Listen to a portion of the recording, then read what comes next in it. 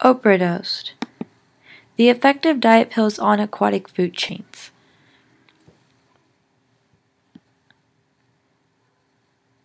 The problem consisted of, do diet pills really have a positive effect on aquatic food chains? My hypothesis was, if the pills do have a positive impact on the tissue and the digestive system of the animal, then the pills would be safe to ingest.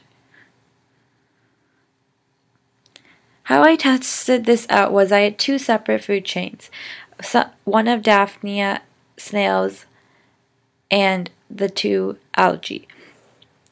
I had 3 solutions, 1 part per thousand, 1 part per million, and 1 part per billion, and I put the 2 pills in there with the organisms and I set them out.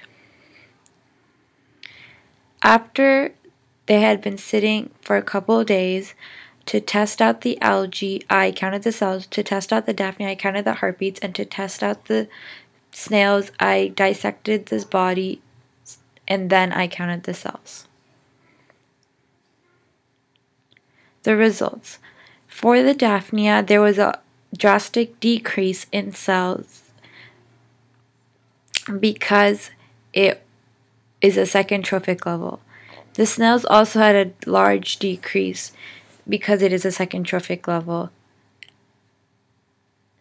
The chlorella green algae cells were ultimately decreasing, but not as much because it was a first trophic level.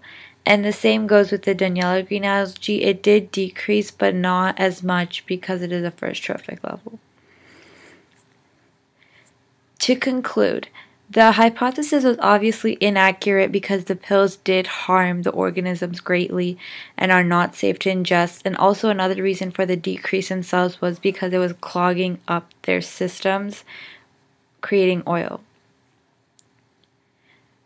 The future applications would include that this is hurting the environment, and Oprah Winfrey, inspired from my title, should stop advertising these so people don't get a hold of them.